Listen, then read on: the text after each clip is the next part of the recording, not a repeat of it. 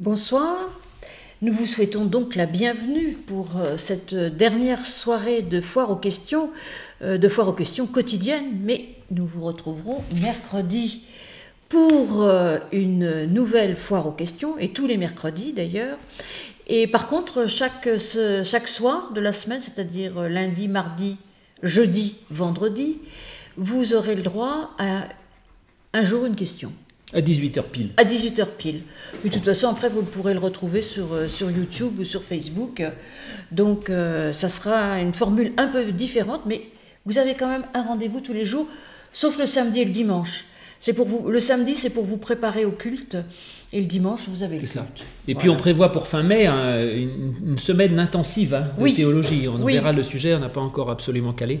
Voilà. Mais on prévoit une semaine intensive de théologie où on reprendra du coup tous les soirs quelque chose. Enfin, donc on vous préviendra. On vous préviendra. Donc on continue avec vos questions avant de repartir. Je crois qu'il nous reste une ou deux béatitudes. Il faudrait quand même qu'on termine ce soir. Les béatitudes, mais on va d'abord une question d'une de nos fidèles auditrices qui a profité de son, je suis pas sûre qu'elle ait beaucoup de temps libre d'ailleurs, mais qui a profité du confinement pour relire Stefan Zweig, ce qui est une bonne lecture. Mais dans Conscience contre violence, en effet, Zweig est vraiment très très dur avec Calvin, qui dit lâche, avide de pouvoir, calculateur, sanguinaire, obsédé par son puritanisme, et fait l'apologie en quelque sorte de Sébastien Castellion, qui est un contemporain de Calvin à Genève et qui s'est beaucoup opposé à Calvin. Donc voilà, la question en gros c'était est-ce que Calvin est vraiment comme Zweig enfin non, c'est pas exactement ça, comme Zweig le décrit, et qu'en est-il de Castellion, quoi, en fait. Il y a plein de questions qui se posent à partir de là. Et c'est vrai, notre auditrice fait remarquer que quand on a parlé des personnes qui nous inspiraient, nous n'avons pas cité Calvin. Donc, Calvin contre Castellion, alors ça c'est une vieille bataille qui date de l'époque de Calvin, puisqu'à l'époque de Calvin, Sébastien Castellion, donc, qui était quand même très libéral pour l'époque. C'est d'ailleurs pour ça que les protestants libéraux aujourd'hui l'aiment encore beaucoup. Et c'est bien opposé à Calvin sur bien des points, et particulièrement au moment de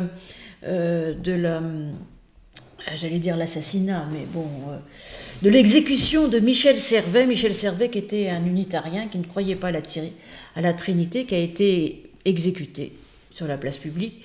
Et donc Sébastien Castellion s'est opposé à Calvin à ce moment-là, en disant cette phrase célèbre qui dit « Tu es un homme... tu es un homme, c'est même pour une doctrine, ce n'est pas une doctrine, c'est tu es un homme. Quelque chose. Je vais retrouver la phrase exacte.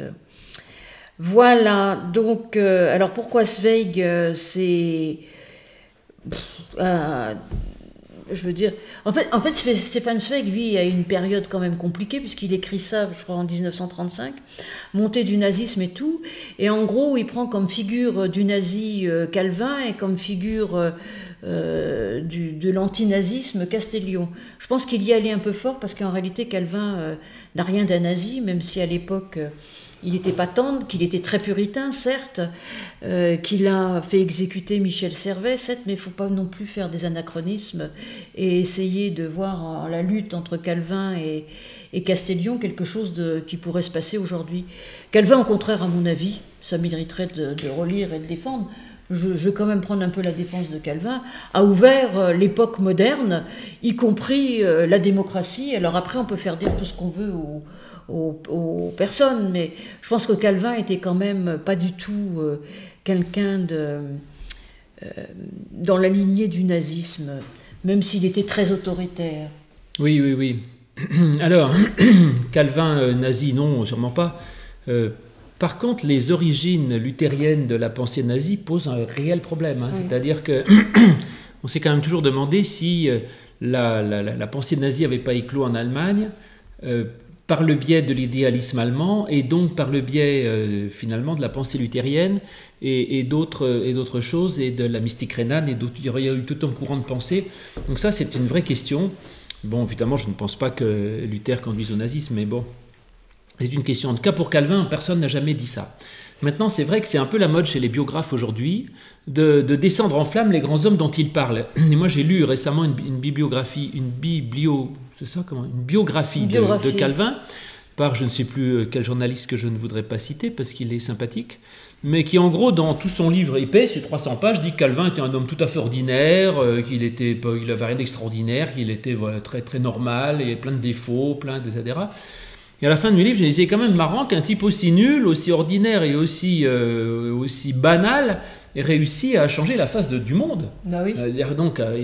Donc moi, j'ai une culture scientifique, tout effet suppose une cause. Alors, je dirais, le type qui arrive à transformer la face du monde ou du christianisme, et on dit que c'est un type banal qui n'avait aucun intérêt, ça ne colle pas. C'est juste que le journaliste en question a mal fait son boulot et il n'a pas su nous dire ce qu'il y avait d'intéressant chez Calvin. Donc Calvin, il avait des défauts probablement, mais je crois qu'on les a aussi beaucoup exagérés et que c'était effectivement un homme de son époque, mais qu'il avait d'autres qualités.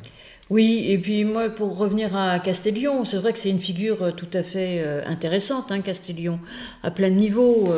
Il a fait une magnifique traduction de la Bible, Castellion, qui est encore aujourd'hui, il dit, tiens, quand on disait quelle traduction lire, eh ben, allez faire un tour du côté de chez Castellion, vous serez dépaysé parce que c'est quand même le français du XVIe siècle, mais c'est franchement poétique et intéressant. Donc, bon, c'est vrai que Castellion est quand même très moderne par rapport à Calvin, mais enfin, il n'a pas tout à fait construit les mêmes choses. Puis, en biographie de Calvin, moi, j'ai bien aimé, puisqu'on est sur Calvin, j'ai beaucoup aimé celle d'Olivier Abel, qui est sortie au moment de 500 ans de la naissance de Calvin, donc il y a une dizaine d'années. Et donc, voilà. Mais bon, Calvin avait certainement plein de défauts, ça c'est certes, mais l'erreur aussi, je pense que souvent on fait, c'est de faire c'est pareil pour la lecture de la Bible, c'est de faire des anachronismes. C'est-à-dire que dire, oh bah Calvin, vous avez vu comment il est autoritaire, comment il est puritain, tout ça est vrai. Mais en réalité, il faut remettre ça dans l'époque et essayer de voir un peu plus loin. Puis il faut lire un peu Calvin, qui n'est pas toujours... c'est vrai qu'il est autoritaire, puritain, mais il a quand même des choses extraordinaires. Puis il a une langue merveilleuse, Calvin. Là aussi, vous pouvez lire Calvin, vous verrez comme c'est beau. Donc voilà, bon, allez. C'était l'erreur des jeunes voix de l'époque, hein, je veux dire, de cette époque, début du XXe siècle, 1920-1930, où on aimait bien à Genève opposer Castellion à Calvin.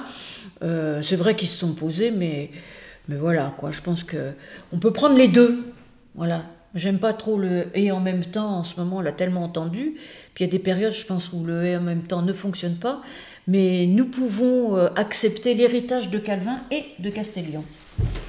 Oui, et je crois que c'est très important en tout cas de dire que la réforme, c'est pas juste Luther et Calvin. Oui. C'est que parfois on a l'impression qu'il faudrait réduire la pensée protestante à la pensée de Luther ou à la pensée de Calvin. C'est très important de montrer que la réforme a été un mouvement de plusieurs personnes et qu'on n'est pas dans une nouvelle religion avec un nouveau messie qui serait Luther pour les Allemands et Calvin pour les Français. Et donc il y a eu effectivement d'autres réformateurs et il y avait des débats dans ce moment-là. Et on parle effectivement de Calvin avec sa double prédestination. Certains réformateurs n'étaient pas favorables à ça. Pas du tout. Il y a eu une querelle importante, mais je crois pas que c'était Castellion justement sur la prédestination, et certains réformateurs étaient opposés. Je crois que c'était Arminius, mais je me demande si Castellion n'était pas aussi opposé à ça, je ne me souviens pas. Et donc Calvin s'est battu contre ce qu'on appelait les synergistes, c'est-à-dire ceux qui disaient qu'il fallait que l'homme coopère à l'œuvre de son salut, c'est-à-dire qu'il y adhère en quelque sorte, que Calvin niait. Je pense qu'aujourd'hui, la plupart des protestants sont synergistes, en fait. Oui. Et donc, voilà, en tout cas, il y avait une pluralité de pensée, il y avait une diversité de pensée, on n'est pas les défenseurs de la pensée de Calvin. Non. Quant à Castellion, alors c'est vrai qu'il est récupéré beaucoup par les protestants les plus libéraux, parce qu'il était finalement assez libéral d'abord, oui. Parce qu'il n'était pas trinitaire, enfin, il avait une conception très humaine de Jésus. Il a été brûlé il a été brûlé à Genève, et Calvin ne s'y est pas opposé. C'est pas lui qui a... En tout cas, il a trouvé que c'était une très bonne idée de le brûler. Et on reproche ça beaucoup à Calvin. Donc on dit, voyez, les catholiques ont fait la Saint-Barthélemy. Oui, mais Calvin brûlait Michel Servet. Alors, c'est dommage pour les protestants, mais c'est très bien que Calvin, que les protestants aient aussi quelque chose à se reprocher. Enfin, que Calvin a quelque chose à se reprocher, parce que c'est pas moi qui ai brûlé Michel Servet. Et c'est vrai que Castillon a défendu Michel Servet. Et tu as raison, cette phrase que l'on cite, alors c'est amusant parce qu'on la cite souvent sans citer sa source, où il avait dit, c'était quoi? C'est tuer un hérétique, c'est pas tuer une hérésie, c'est tuer un homme ou quelque chose comme ça. Il a dit tuer, attends, je vais te la retrouver. Et donc c'est une phrase très, très célèbre que l'on réutilise très régulièrement, une très jolie phrase. Bon, il a dit d'autres choses qui n'étaient pas aussi bien, mais en tout cas, il avait une pensée très, très moderne, Castillon. Donc voilà pour Castillon et Calvin. Oui. Bon, et je vais retrouver la phrase, mais en attendant, une autre question qui nous a été envoyée sur les cathares et les protestants. Ah, oui, est-ce qu'il y a des convergences théologiques entre les cathares et les protestants? Oui, je déteste les cathares. Les protestants parfois les aiment bien parce qu'ils se disent ah voilà une minorité opprimée donc ça nous ressemble et puis on aime bien, ils faisaient des jolis châteaux là-bas à côté de Carcassonne donc c'est vrai ça. C'est des gens sympathiques et puis ils étaient minoritaires, ils se sont fait exterminer parce qu'il y a eu quand même effectivement il y a eu un génocide cathare, enfin on les a tués, exterminés etc. Donc les protestants se sentent beaucoup de sympathie avec les cathares. Mais les cathares étaient des gens, avaient une théologie absolument effroyable, qui était totalement dualiste et gnostique, c'est-à-dire ils croyaient que l'âme et l'esprit s'opposaient au corps, que la matière était mauvaise et que l'esprit était bon et que pour sauver l'esprit il fallait sacrifier le corps, et ils croyaient à la réincarnation, enfin bref. Mais ils étaient quand même chrétiens à la base, hein, ils lisaient l'évangile et tout, mais avec une théologie gnostique et orphique, comme on dit, c'est-à-dire une croyance dans la réincarnation qui rendait les choses incroyables. Alors du coup, il y avait des grades aussi chez les cathares, oui. Alors ceux qui étaient les plus gradés, les purs, n'avaient pas le droit, évidemment, de se marier, parce que procréer, c'est horrible. Quand vous faites un enfant, vous faites tomber une âme lumineuse dans un corps obscur, ce qui est un drame, et donc la procréation est la pire des choses. Je pense que les femmes n'étaient pas très bien vues parce qu'elles font des enfants, ce qui est un scandale. En fait, les femmes avaient une place assez importante chez les cathares, plus que chez les catholiques, et en tout cas pour l'époque, elles avaient même le droit de prêcher, enfin de co-prêcher en tout cas. Ah, elles avaient quand même une place dans le... À condition qu'elles ne fassent pas d'enfants. Oui, encore que du moment qu'elles arrivaient... Je suis pas sûr qu'elles puissent arriver au stade de pur.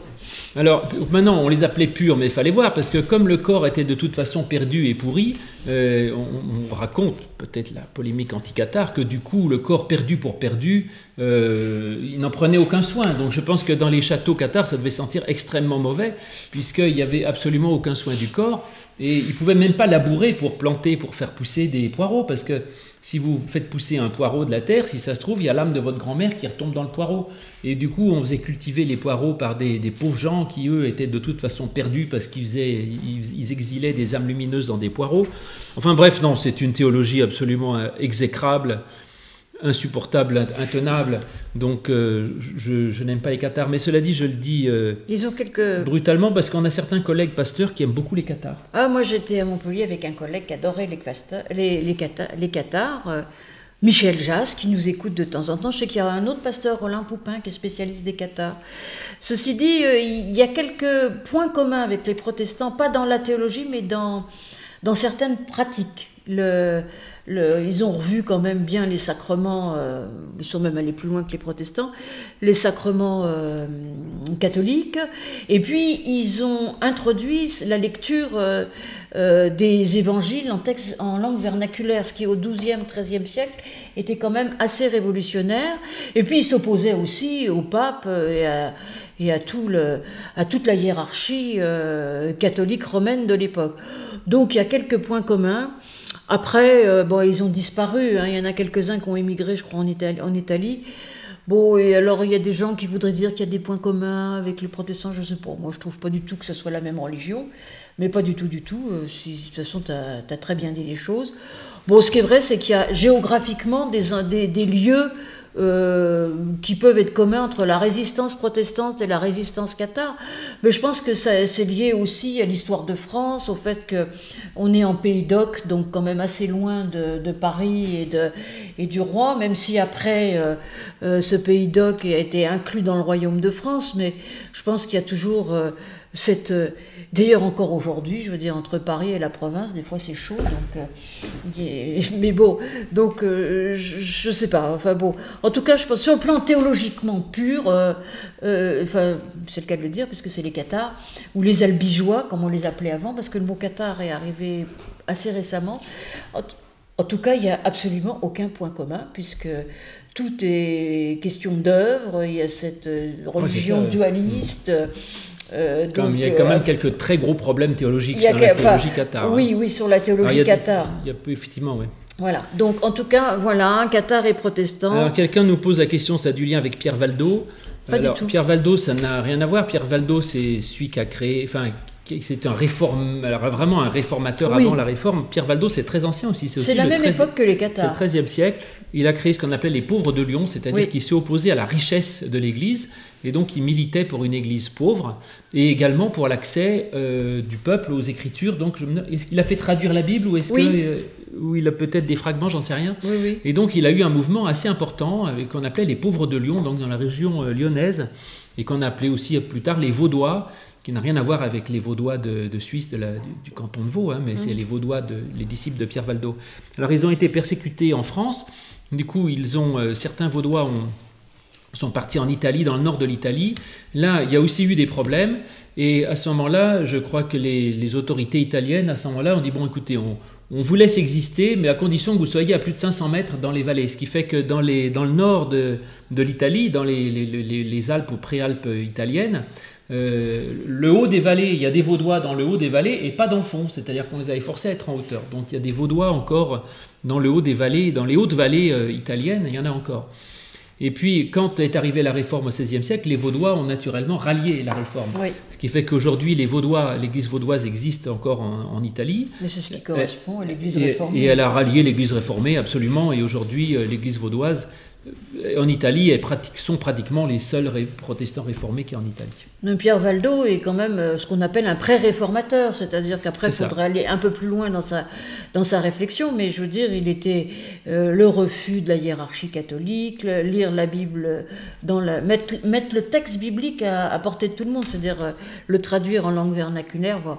Donc on a quand même beaucoup de liens entre Valdo, il y en a d'autres, il y a Jean Hus, plus à l'est. Oui, en Europe de l'Est, c'est ça. Voilà. Alors quelqu'un pose la question sur les jansénistes, alors ça je ne sais pas répondre. Je crois que les jansénistes étaient très cathos, simplement ils avaient une notion du péché originel exacerbée, et donc probablement qu'il y a quelques liens avec les protestants, ne serait-ce parce qu'ils ont été un peu en bisbille avec l'autorité catholique, mais je ne pense pas qu'on ait jamais pensé que les jansénistes se rapprochent des protestants. Sur certains points, oui, parce qu'ils avaient aussi l'idée d'une certaine sobriété. Enfin, il y a quelques points communs quand même. Mais ça, je n'en sais pas assez pour vous le dire. Moi, alors, je ne connais pas du tout non plus. Alors, voilà la citation de Castellion. C'est « tuer un homme, ce n'est pas défendre une doctrine, c'est tuer un homme ». Voilà, bien dit. Puis après, il dit « Quand les jeunes voix ont fait périr Servet, ils ne défendaient pas une doctrine, ils tuaient un être humain. On ne prouve pas sa foi en brûlant un homme, mais en se faisant brûler pour elle. » Bon, je ne sais pas si j'irai jusque-là.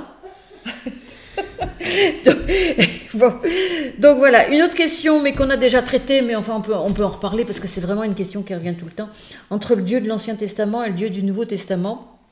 Là, je suis embêtée parce que en fait, il n'y a qu'un seul Dieu. Oui.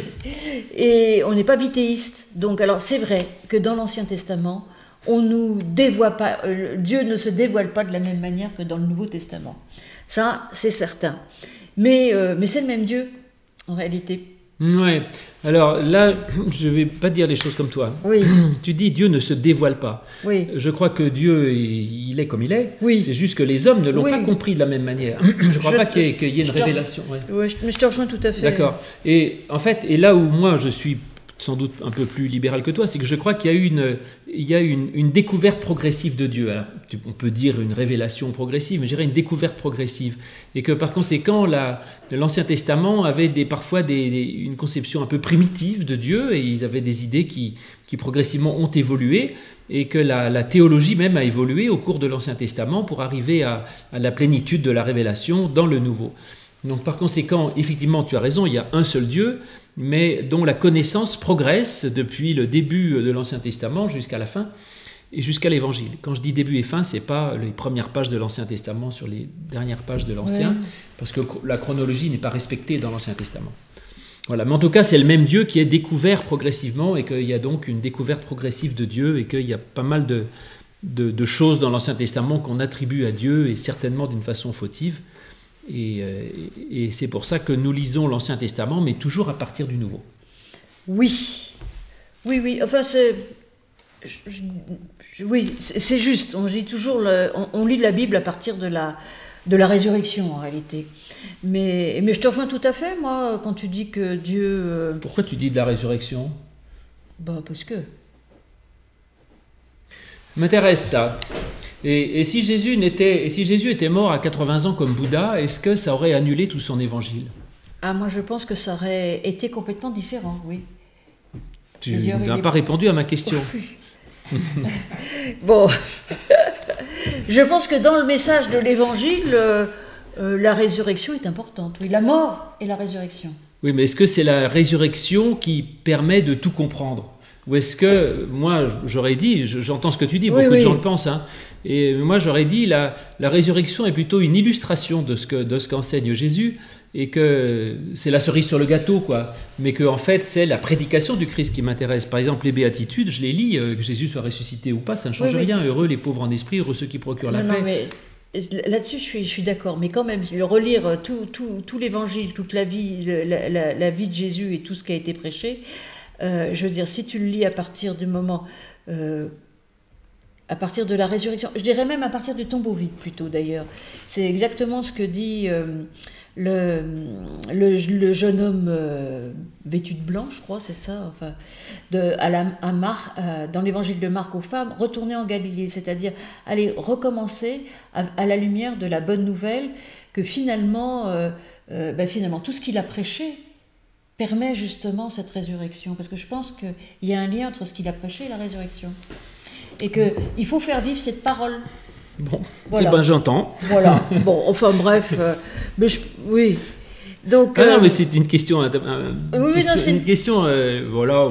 Oui. On en reste là, mais cela dit, c'est sûrement une question qui pourrait soulever de très très gros débats au sein du christianisme et entre théologiens. Ça, c'est pas une question mineure.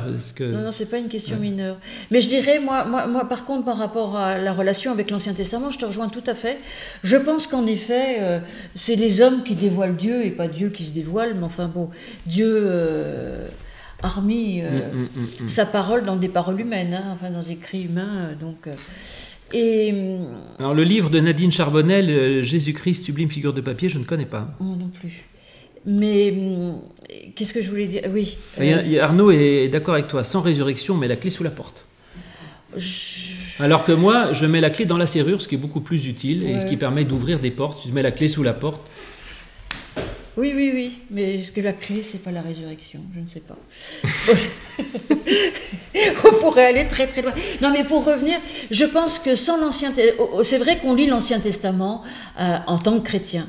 Mais d'un autre côté, je pense que pour comprendre, pour avoir une compréhension du Nouveau Testament, et particulièrement des évangiles, mais même de Paul, il faut avoir l'arrière-fond de l'Ancien Testament. Oui, indispensable, bien sûr. Et ça a été d'ailleurs la force de l'Église primitive de garder ces textes, qui n'étaient pas les leurs, et de les faire leurs, pour comprendre, parce que, je veux dire...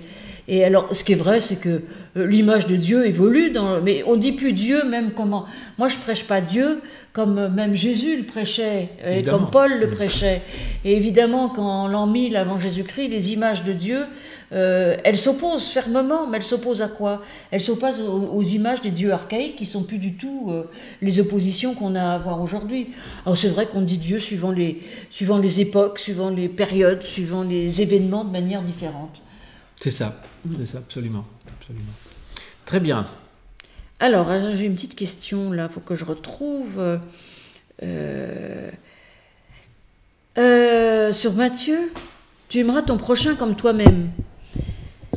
Si la personne ne s'aime pas elle-même, peut-elle aimer ?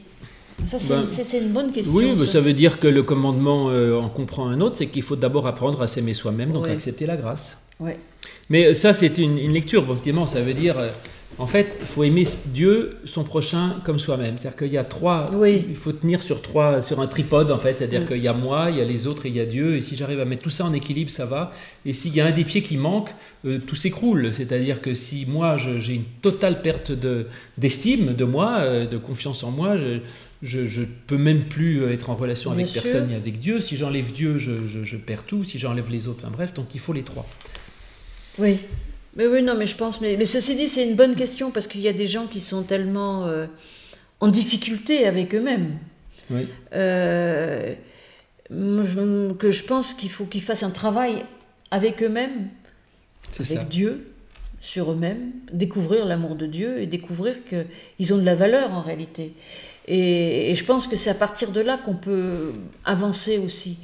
Parce que, y compris la religion chrétienne, hein, à dévaloriser la personne, et c'est vrai que on a toujours mis l'amour du prochain, et sans trop parler de l'amour de soi-même. Et comme tu dis, c'est un trépied. Il y a Dieu, les autres et moi, ou les autres, Dieu et moi, Dieu et les autres, enfin dans le sens où vous voulez. Ça doit fonctionner, tout ça, les trois en même temps, et c'est pas toujours simple. Alors on peut le comprendre complètement autrement, en disant il ne s'agit pas je dirais d'aimer parce que comme si je m'aimais ou je ne m'aimais pas, c'est pas la question, mais c'est d'aimer l'autre comme un autre moi-même, c'est-à-dire qu'en fait il y a moi qui suis un sujet et d'accepter que l'autre ait le droit de dire moi, c'est-à-dire en fait il y a deux sujets, et aimer dans le sens biblique du terme, ce qui ne veut pas dire trouver sympathique, ça veut dire je laisse à l'autre le droit d'être un sujet, alors que notre tendance humaine naturelle, c'est de voir l'autre comme un objet. Soit comme un objet dont je me sers, soit un objet qui me fait plaisir, soit un objet que j'essaye d'écarter parce qu'il m'embête, ou que j'utilise. Et donc, en fait, aimer, c'est donner à l'autre le droit de dire « je ». Alors, c'est ce que j'essaye d'expliquer, par exemple, dans les préparations de mariage. Je ne donne pas beaucoup de conseils matrimoniaux aux jeunes. J'aurais dit, vous savez...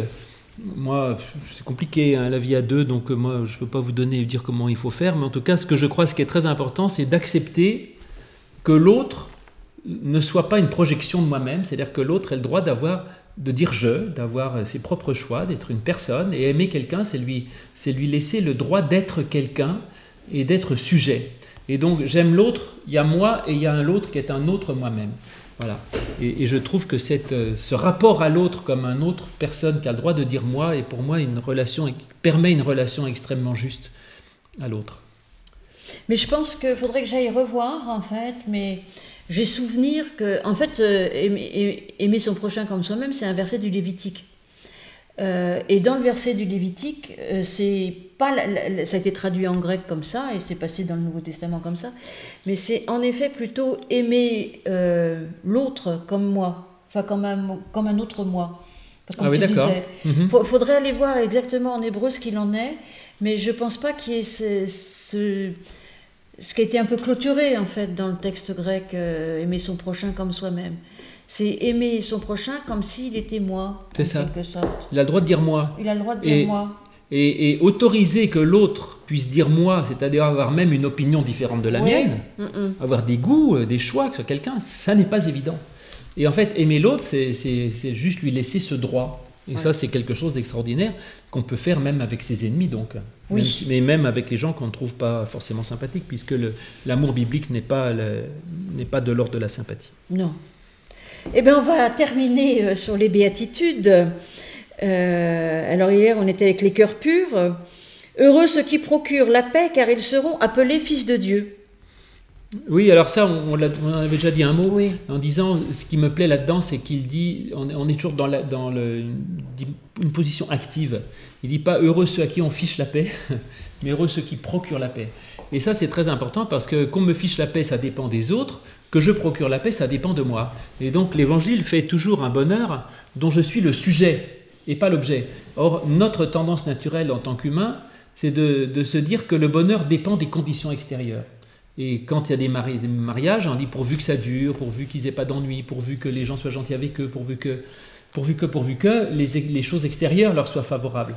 Or, le bonheur évangélique ne dépend pas des conditions extérieures, elle ne dépend que de ce que moi je donne. Et procurer la paix, on peut toujours. Donc voilà, donc autrement dit, c'est un bonheur accessible à tout le monde et inconditionnel, et ça, je trouve ça formidable. Maintenant, je remarquerai que c'est quand même c'est pratiquement une des promesses les plus importantes. Hein. Les autres sont rassasiés, ils ont miséricorde, on les aime, le royaume des cieux, etc. Mais là, appelés fils de Dieu, c'est pas rien. Et c'est ceux qui procurent la paix. Mais il faut dire aussi que la paix, enfin bon, là c'est pas dans l'évangile de Matthieu, mais dans l'évangile de Jean, c'est le Christ qui dit « Je vous donne ma paix, je vous laisse ma paix ». Et donc, il y a une part christique, en fait, dans ceux qui procurent la paix. C'est pas facile de procurer la paix. Autant c'est assez simple de semer la zizanie, autant procurer la paix, c'est compliqué. Alors, en plus, il faut voir que le mot paix est un mot extrêmement complexe et riche, et que dans la tradition hébraïque, la paix qui se dit shalom, comme vous savez, c'est quand même un des rares mots hébreux que vous connaissez. Shalom ne veut pas dire la paix, c'est-à-dire on me fiche la paix ou je suis en paix politique. Ça veut dire aussi l'accomplissement, la complétude, d'arriver à, je sais pas comment dire, au terme de quelque chose, d'une sorte d'état de perfection. Et donc, procurer la paix, c'est aussi donner la possibilité aux autres de s'accomplir. C'est pas simplement de leur foutre la paix, quoi. C'est de donner aux gens la possibilité d'être pleinement eux-mêmes, de s'accomplir et d'être justement en paix parce qu'ils sont eux-mêmes. Ce qui nous ramène un petit peu d'ailleurs au commandement d'avant. Aimer son prochain, c'est aussi lui permettre d'être lui-même. Et c'est pas l'empêcher, de le brider, quoi. Et que procurer la paix, c'est aussi quelque chose de cet ordre-là. Et je crois que c'est assez important de comprendre, on pourrait en parler longuement, mais que en tout cas la notion de shalom, la paix, c'est quelque chose de très compliqué. Et ça n'est pas traduit toujours par paix dans l'Ancien Testament. Non, pas toujours. Et je ne sais pas si on a le temps de faire les deux dernières, hein, parce qu'il est 18h33. Donc, eh ben, écoutez, ça sera pour mercredi. Si, heureux ceux qui sont persécutés. Oui. Jésus dit juste que ce ne sera pas commode et que ce n'est pas facile. L'évangile, si on se mouille un peu, ce n'est pas évident. Et donc, il faut accepter de combattre. Alors aujourd'hui, il y a des chrétiens... Non, c'est bien qu'on finisse quand même, parce qu'après on passera à autre chose. Oui, il y a des chrétiens persécutés sur terre. Il y en a quand même beaucoup. Hein. Alors nous, ici... C'est assez confortable. On n'est pas tellement persécuté, encore que, une fois je recevais pour mes catéchumènes un chef d'entreprise qui disait « Mais moi, je suis un chef d'entreprise persécuté parce que, en fait, ma foi chrétienne me coûte extrêmement cher pour mon entreprise parce que j'ai fait attention aux gens et que quand je licencie quelqu'un, je prends du temps pour l'aider, etc. Et donc, ça me coûte très cher. Et si je n'avais aucune foi ni aucune loi, je gagnerais beaucoup plus d'argent. Et donc, être chrétien, c'est déjà une complication dans le monde. Et qu'en plus, je crois qu'il nous invite quand même, et je crois que là, les chrétiens aujourd'hui en France sont parfois un peu oubliés, qu'être chrétien, c'est quand même s'engager pour un combat pour l'Évangile. Et nous, on milite beaucoup, on essaye de se battre avec nos fidèles, de leur dire, mais écoutez, témoignez, faites venir vos amis, même voilà, cette vidéo, elle vous plaît, partagez-la, vos amis vont trouver que c'est ridicule, et oui, vous serez persécutés parce qu'on vous dira que vous êtes bête d'être chrétien, mais battez-vous. Parce que c'est un peu facile de dire, moi je suis chrétien dans mon coin, et puis ça me regarde que moi, et j'en parle à personne. Mais l'évangile, à l'époque, les gars, ils se mouillaient. Hein. Ah oui. Ah oui, quand même, hein, pour l'évangile, ils se mouillaient. Et nous, est-ce qu'on se mouille pour l'évangile? Alors si on veut que le monde de demain entende à parler de Jésus-Christ, c'est pas juste qu'il soit étiqueté chrétien, protestant ou catholique, ce dont on se fiche, mais que le monde de chrétiens entende que l'essentiel, c'est pas le profit, l'individualisme, le matérialisme et la jalousie, mais que l'essentiel, c'est le don, c'est le service, c'est le pardon, la fraternité et l'accueil de l'autre. Si on veut que la société et que nos enfants, nos petits-enfants entendent de parler de ça, il faut qu'on se mouille, il faut prendre des risques. Voilà. Oui. Donc là-dessus, moi je dirais, écoutez, je ne sais plus qui disait, j'espère que les béatitudes se terminent bien. Eh oui, elles se terminent bien si vous vous mettez au boulot, parce que c'est pas c'est les jours de Pâques, on donne des chocolats à tout le monde, et puis c'est bon, rentrez chez vous, vous êtes tranquille. On termine quand même sur du combat, si vous voulez. Hein. Donc vous avez reçu plein de choses avant, et maintenant c'est du combat. Seule béatitude d'ailleurs qui est redoublée, hein. 2 fois, heureux serez-vous, et après il insiste. Donc on dit qu'il y a 8 béatitudes, en fait il y en a 9, puisque les 2 dernières sont la même, mais il dit 9 fois heureux. Voilà, bon. Tu veux pas rajouter parce qu'il est trop tard? Non, il est trop tard, puis c'est très bien ce que tu as dit. Je peux toujours rajouter quelque chose, mais non. Il est tard. Je vais rester dans le manque, puisqu'on a fait l'apologie du manque dans les béatitudes. Je vais rester dans le manque de ma parole. Donc il est 18h35, donc on vous quitte. On vous retrouve demain à 10h30 pour le culte avec Louis Pernaut. Noé sort de l'arche. Et nous avec. Non, ouais, et Noé sort de l'arche, c'est pas évident. Hein. Alors justement, j'avais mis pour le meilleur et pour le pire. Puis je me suis dit, bon, faut être positif, donc j'ai mis Noé sort de l'arche pour le pire et le meilleur, en disant, bon, soyons positifs. En tout cas, Noé sort de l'arche, ça pose question. Voilà, donc vous saurez tout, et vous aurez peut-être envie de sortir, vous aussi. Et j'espère que M. Édouard Philippe va écouter mon sermon pour savoir comment il souhaite nous déconfiner, parce que là, je donne des conseils. C'est bien. C'est bien. Donc, et... Mais ils considèrent que les religions n'ont aucune importance. Donc mais ils n'en parlent même pas. Enfin, c'est pas que. Oui, du coup, ils s'en foutent, que c'est secondaire, que les. Cela dit, bref, pas sensible là-dedans. Moi, je suis très d'accord qu'il ne faut pas ouvrir les lieux de culte. Hein. Oui, moi aussi. C'est des sources de contamination et tout. Mais dire la religion, on n'ouvre pas parce que c'est secondaire. Par contre, les commerces, c'est important. Les bureaux de tabac, c'est super important. Que les gens aillent s'acheter des cigarettes, ça, c'est super important. Mais qu'ils aillent au culte, alors là, on s'en fout. Ça, c'est pas du tout important. C'est secondaire. C'est comme les. Mais ça rejoint ce que tu dis sur le fait qu'il faut se mouiller. Hein, parce que dans notre société, il n'y a pas qu'Édouard Philippe qui se fiche de nous. Il y a les médias. Il y a les.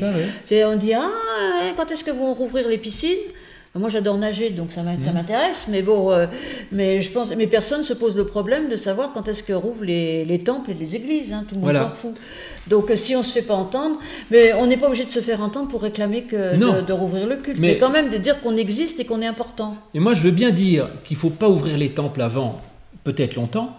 Mais je ne veux pas dire qu'on s'en fiche. Tu vois ce que je veux dire? Tout à fait. Je dis, mais moi, je trouve que c'est absolument important. Et il y a tellement de gens qui ont besoin de vivre leur foi, de la nourrir.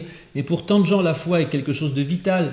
Je dirais, le nombre de gens dont la foi sauve la vie. Oui. Il y a des statistiques claires là-dessus. Hein, que sur le nombre de suicides, par exemple, les gens qui ont la foi se suicident considérablement moins que ceux qui n'ont pas la foi. Donc la foi, je ne sais plus quel, il y avait un type sur Twitter qui disait la messe est encore moins efficace que l'hexachloroquine du docteur Raoult, ça n'a aucun effet. Mais c'est pas ça, ça a beaucoup plus d'effet que la chloroquine du docteur Raoult. Je dirais la foi est quelque chose d'extrêmement important, et s'il n'y avait pas la foi, il y aurait beaucoup plus de délinquance, beaucoup plus de dépression, beaucoup plus de problèmes dans la société, mis à part le fait que les gens sont heureux de vivre leur foi. Donc la foi n'est pas un truc secondaire. Et donc il faut absolument dire, je crois qu'effectivement la foi est très importante et qu'actuellement, je ne vais pas mettre de l'huile sur le feu, mais je trouve qu'effectivement on traite la religion un petit peu comme quelque chose qui n'a aucun intérêt, mais dire, je suis prêt, moi, à sacrifier notre culte parce qu'effectivement il faut jouer le jeu et être solidaire pour éviter que le virus se propage. Donc très bien, je suis prêt à me priver du culte en public, mais je ne dis pas que ça n'a pas d'importance. Voilà, c'est pour ça qu'on vous a accompagné pendant ce temps de confinement, puis qu'on va continuer à vous accompagner un peu de manière différente après. Et de toute façon, on est à votre écoute. Vous pouvez toujours nous joindre sur pasteur@etoile.pro, puis par tout moyen possible. Et en tout cas, à demain, à lundi, mardi, mercredi soir. Les questions. Les questions. Voilà, merci, au revoir.